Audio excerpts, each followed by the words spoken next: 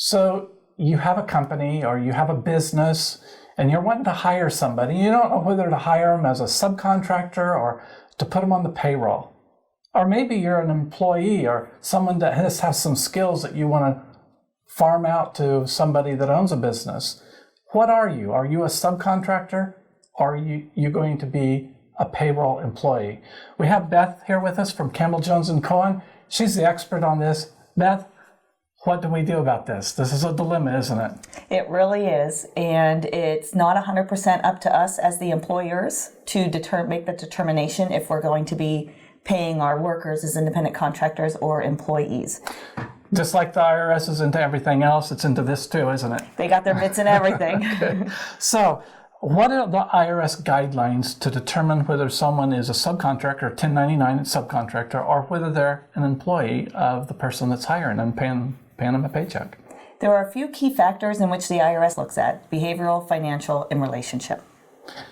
So those are like terms out of the blue to me. So what does the IRS mean by those three terms? What they're looking at is they want to know how much control the employer has over the worker. Okay. And it comes into behavioral, which is I tell you what to do and you do what I tell you to do when I tell you to do it. Okay. Financial is I have control over your finances. I would be your employer for financial reasons if I give you a paycheck and you get paid by me and by me only. Okay. Independent contractors actually can farm themselves out, and that's one of the key factors of an independent contractor is they hold themselves out to do the same job for other people. Sure. They generally have their own business license, they generally have their own insurances, and that is a key difference there. Okay.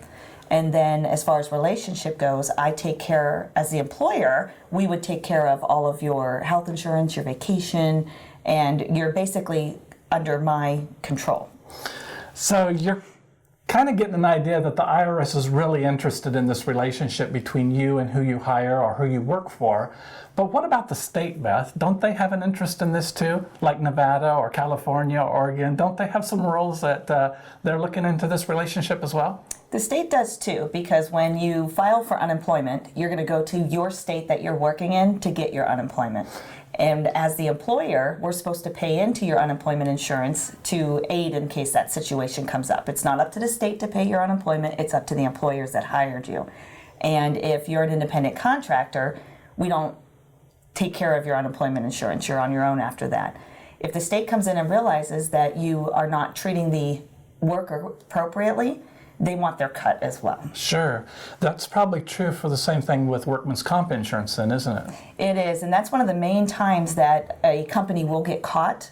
The IRS and the states, they don't necessarily come in randomly to do an unemployment audit. I have seen it over the past 20 years that they do come in and they do just a random check on you.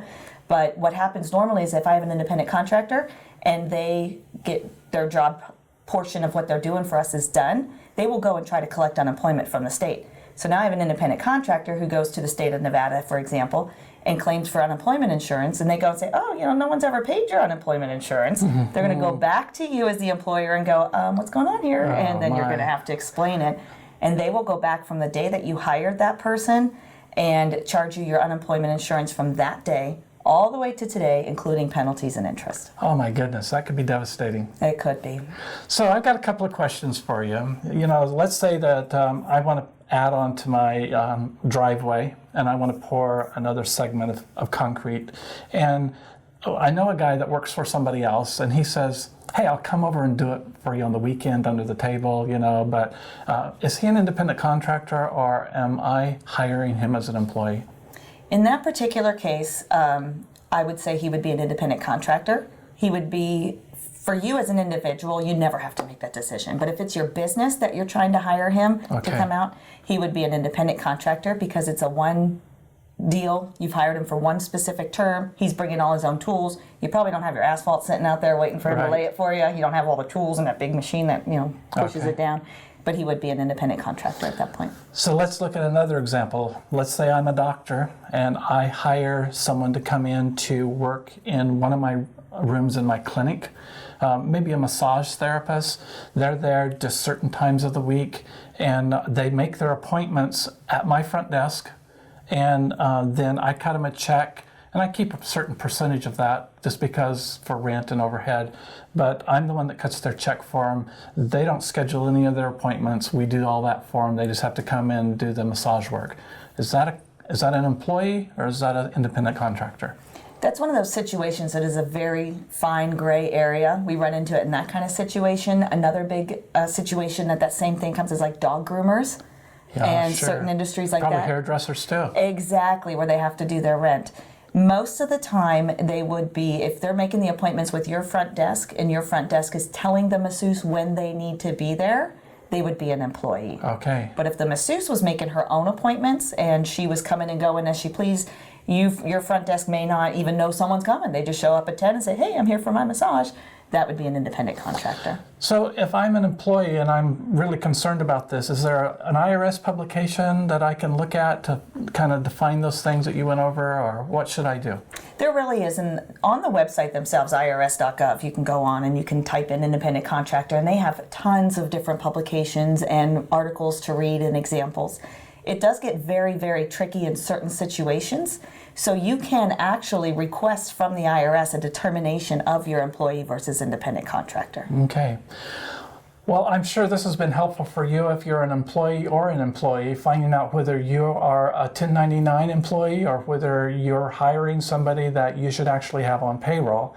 And if you have further questions, give Campbell Jones Cohen a call and ask for Beth. She's the expert on this and she'll walk you through it.